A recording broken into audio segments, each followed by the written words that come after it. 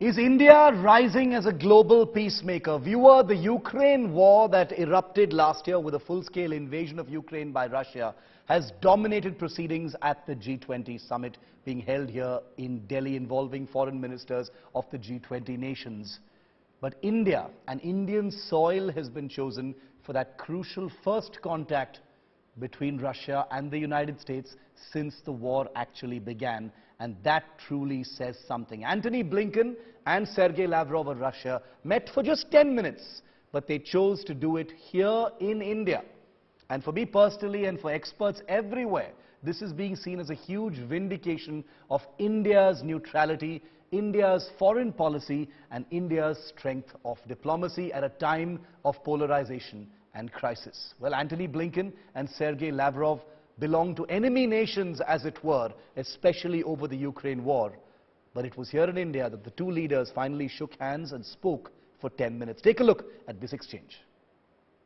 A number of countries, again, called on Russia to end its aggression. And, you know, this is a concern not just for Ukraine, not just for countries in Europe. It's a concern for the entire world because the consequences of Russia's aggression are being felt around the world. Everybody is asking when Russia is ready to negotiate, when Russia is ready to negotiate. The West continuously is saying that it is not time to negotiate yet because Ukraine must win in the battlefield before any negotiations. And Zelensky himself, nobody calls on Zelensky asking him when he is going to negotiate, but you should have known, preparing for this topic at this meeting, that in September last year, Zelensky signed a decree making it a criminal offense to negotiate with Russia as long as Putin is president. Unfortunately, tragically, Russia is persisting. It's true, it hasn't stopped. But as it's doing that, it is suffering tremendously. President Putin has inflicted terrible damage, not only on Ukraine, but on his own country. Public accounts say that Russia has suffered 200,000 casualties, killed and wounded in Ukraine. And he keeps throwing bodies into this war, a war of his own making. More than 1 million Russians have left the country. Right. They tend to be the most educated and most sophisticated in building a modern economy. 1,000 companies from around the world have left Russia. They're not doing business there because the reputational cost of doing business has gotten to be too great. So all of those things, as well as the sanctions and export controls, are having an increasingly heavy weight on Russia.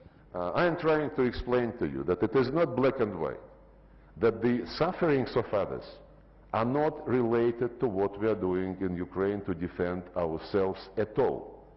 These sufferings are related to the sanctions, to the policy of blackmail, the policy of diktat, which the West is promoting.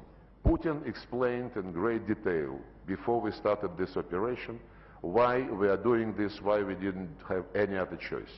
The West condemned. Treat others as grown-ups, as mature people. Don't tell them what position to take. The developing world basically was silent until the West started blackmailing them, threatening them, sanctioning those who would not sanction Russia. Russia is isolated in terms of its aggression against Ukraine. Go back a couple of weeks ago, 141 countries, 3/4 of the United Nations, stood up in the General Assembly and voted for a resolution condemning Russia's aggression and calling for a just and durable peace in Ukraine. Here at the G20, the foreign ministers meeting, if you look at the chair's statement that was put out by India, it reflects on the part of 18 of the 20 countries, that is every country except for Russia and China, the very language that was used by the leaders in the Bali meetings just a few months ago in terms of what Russia is doing in Ukraine. So I think world opinion is very, very clear on this. It's clear that NATO violated all these commitments. By the way, it was 1999, and then it was repeated in 2010 at another OSCE summit in Kazakhstan. And when we started to ask questions, guys, you committed yourself not to increase your security at the expense of our security, can you stop expanding NATO? So not no delivery on the oral commitments, no delivery on written commitments, no delivery on legally binding commitments.